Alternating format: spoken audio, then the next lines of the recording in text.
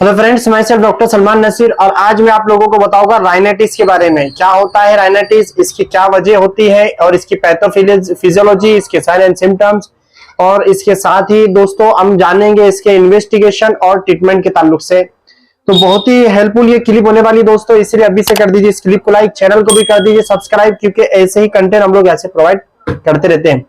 दोस्तों मैं सबसे इंपॉर्टेंट चीज आपको पहले बता दूं कि राइनाइटिस जो वर्ड है ये बना है रिन और प्लस आइटिस से। रिन का मतलब होता है, ये एक ग्रीक वर्ड एक्चुअली। रिन का मतलब नोज होता है ग्रीक के अंदर, और आइटिस आप लोग जानते हैं इन्फ्लामेशन को कहते हैं।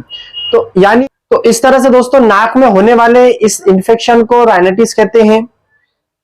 इसको आम जुबान के अंदर हे फीवर वगैरह के नाम से भी हम जानते हैं। इस तरह की जो प्रॉब्लमें होती है जिसको लोग बहुत ही मामूली चीज समझते हैं, लेकिन दोस्तों ये हेल्थ एक्सपर्ट का मानना है कि बिल्कुल जिस तरह से कार्डियोवैस्कुलर प्रॉब्लम होती है या फिर डायबिटीज होती है, बिल्कुल ये भी लाइफ थ्रेटनिंग डिसऑर्डर कहलाता है।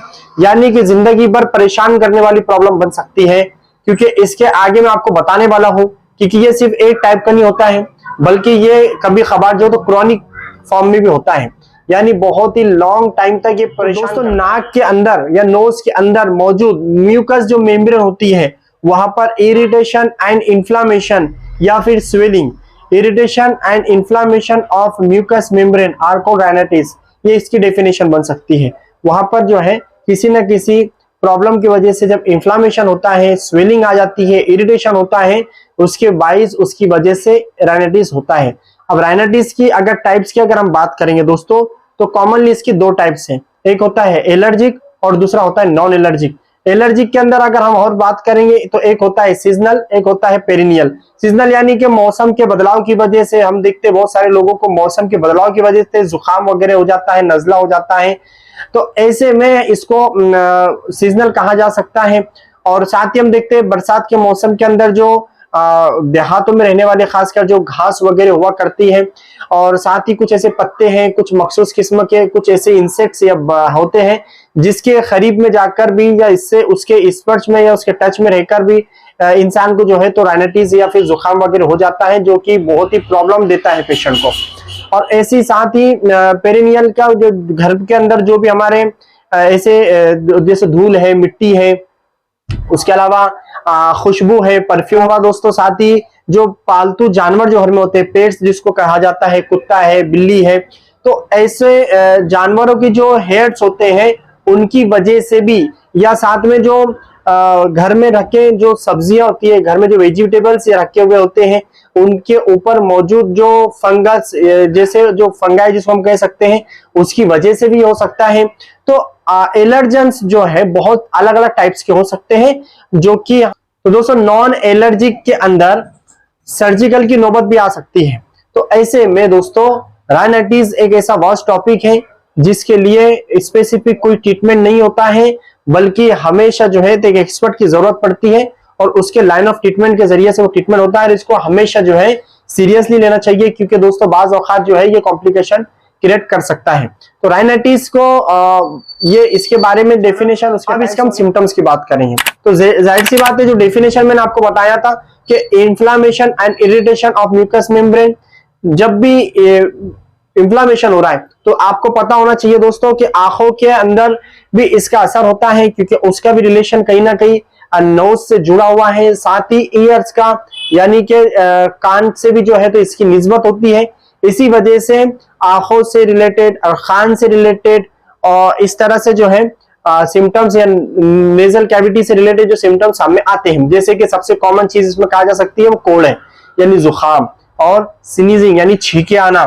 साथ ही दोस्तों नेजल डिस्चार्ज, नेजल कंजेशन या नोज ब्लॉक हो जा, नाक ब्लॉक हो जाती है ना, और सांस लेने तकलीफ होती है, यानी डिफिकल्टी इन ब्रीथिंग। इसके अलावा आंखों से आंसू निकलना, और उसके अलावा कान के अंदर दर्द होना और सर में दर्द बना रहना, ये उसके कुछ सिम्टम्स होते हैं दोस्तों, राइनाइटिस की वजह से होने वाले ये सिम्टम्स थे।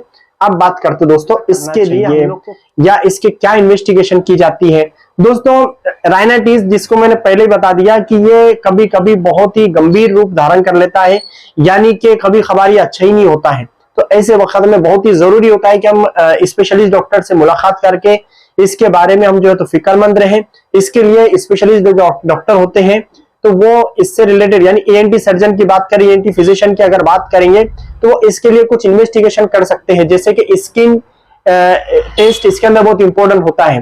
तो स्किन एलर्जन टेस्ट भी बहुत इंपॉर्टेंट इसके अंदर होता है।